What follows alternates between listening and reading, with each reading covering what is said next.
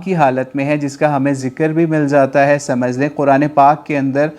سورہ مائدہ کے اندر ہی 95 نمبر آیت کے اندر یا 96 نمبر آیت کے اندر کہ آپ اگر حج کے یا عمرے کے احرام کے اندر ہیں نا، تو آپ نہ تو حرم کے اندر شکار کر سکتے ہیں، نہ حرم کے باہر کسی مقام کے اوپر شکار کر سکتے ہیں. ٹھیک ہے، فرمایا گیا آیت نمبر 95 سورہ مائدہ میں، اے ایمان والو حالت احرام میں شکار کو قتل نہ کرو، اور تم میں سے جو اسے قصدن قتل کرے گا تو اس کا بدلہ یہ ہے کہ مویشیوں میں سے اپنے کوئی اسی طرح کا یا اسے ملتا جلتا جانور دے دے جس کے شکار کی مثل ہونے کا، یعنی اس کی قیمت کے قریب ہونے کی گواہی جو ہے یا اس کا فیصلہ جو ہے وہ دو بزرگ یا بڑے یا معتبر آدمی کریں گے، اور یہ جو قربانی ہوگی کعبے کی طرف جائے گی اور وہاں کے آس پاس کے مسکینوں کا کھانے کے کفارے میں اس کا معاملہ ہوگا، اور یا پھر اس کے برابر جو ہے وہ روزے رکھے جائیں اور اپنے کام کا وبال تاکہ یہ بندہ چکھے جو اس نے اللہ کے حکم کی خلاف ورزی کی. یعنی اگر کوئی شکار کر لے تو اس کا بھی بتایا گیا کہ اگر کوئی اس طرح شکار کر لے جان بوجھ کے تو پھر اس کو سمجھ لیں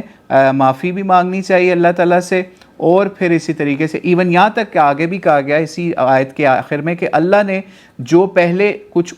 گزر گیا اس کو معاف فرما دیا. اس سے پتہ چلتا ہے کہ پہلے لوگ احرام میں شکار بھی کیا کرتے تھے، اور جو دوبارہ کرے گا تو اللہ اس سے انتقام لے گا، اور اللہ غالب ہے، بدلہ لینے والا ہے. یعنی اللہ تعالیٰ نے ڈرا دیا کہ اگر کوئی پھر بھی ایسا کام کرے گا تو اللہ تعالیٰ غالب ہے، اور اس کے اوپر اس کا سارا معاملہ، اس کا وبال، ہر چیز اس کا بدلہ ہوگا اس کے اوپر. ٹھیک ہے، اور اسی طریقے سے یہاں پہ ایک اور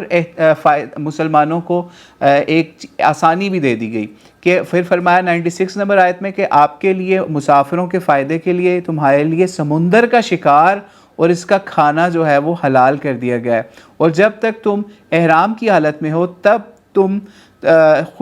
صرف خشکی کا شکار جو ہے وہ تم پر حرام کر دیا گیا ہے. اللہ سے ڈرو جس کی طرف تمہیں اٹھایا جائے گا. ٹھیک ہے، واتقوا اللہ. یہ تقوی جو ہے نا یہ بہت امپورٹنٹ ہے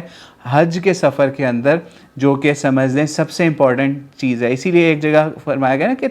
سب سے بہترین جو زیادہ سفر ہے اس سفر کے اندر، حج کے سفر میں اور سفروں کے اندر، وہ تقوی ہے. ٹھیک ہے، تو وہ لازمی اپنے ساتھ لے کے جائیں. سب چیزوں کے ساتھ سب سے زیادہ ٹریننگ کی ضرورت ہوتی ہے، وہ علم کے علاوہ تقوی کی ہوتی ہے کہ آپ نے اس کا ضرور کرنا ہے معاملہ. تو یہ سمجھ لیجئے حج کے سفر کے اندر جو کوئی آپ اگر بائی سی بھی پہلے لوگ آیا کرتے تھے، کشتیوں کے اوپر بھی، جہازوں کے اندر جو سمندری جہاز ہوتے ہیں، تو اس کے اندر پھر مسلمانوں کو یہ آسانی دے دی گئی کہ اگر وہ والا شکار ہو جائے تو وہ اس کی